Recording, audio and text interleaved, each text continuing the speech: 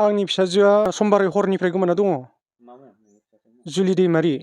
रायजो राजाखौ बेखौनो आं बुंनो लुगैयो, अबावबा नुसनबायोब्ला लाखिना दोननानै नैबे आंनि मबाइल नाम्बाराव हरगोन आरो।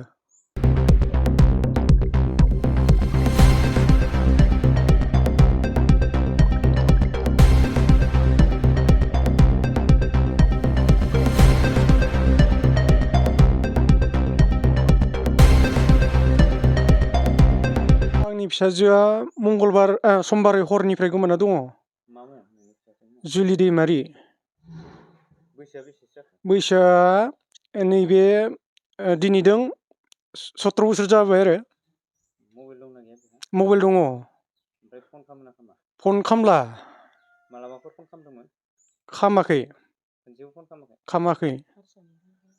बै हारसानिफ्राय फन खालामहरदोंमोन आरो गाबनानै बिथाङा, आंनि फिसाजोआ।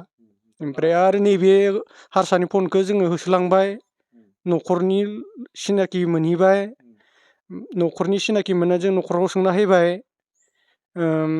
फैदोंमोन फैनायालाय मंगलबारे मोनाबिलियाव फैदोंमोन, बेनिफ्राय बुधबारे फुंबिलियाव ओंखारलांदों बिसोरो होननानै बुंहरबाय न'खरनियाबो।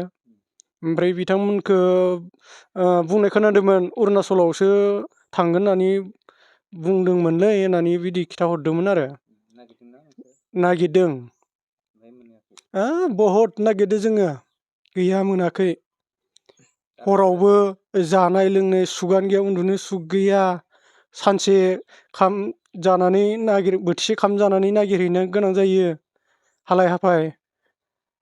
जेरावबो मोनाखै नागिरबाबो। 3 नम्बर। क्लास 10 आव फरायदों आरो। 10। औ। होगौमोन, सिलेक्सनाव फेल जाबाय।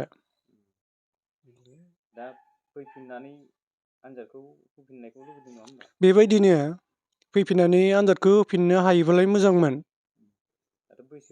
बैसोबो जायाखै।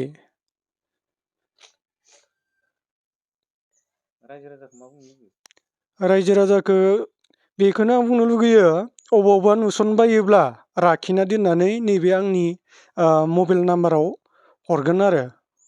मोजाङै मोजां खबर हरगोन। फिसाजोखौ आंनि फिसाजोखौ फैफिननांगौ आरो।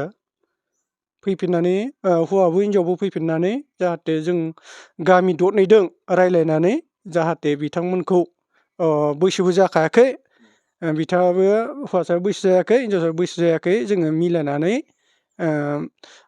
लेखा लिखि खालामनानै दोनथ'नाय जागोन आरो। आङो मोजाङै मोजां न'खराव जानो लुगैदों। आरो बेखौ नुयोब्ला बयबो अल आसामनि मानसिफोरा, आइ आफा बिदा फंबाय बिब' बिनानावमोना जाहाथे अननानै लाखिनानै नैबे आंनि फन नाम्बारजोंनो नैबेयाव हरबानो जाबाय।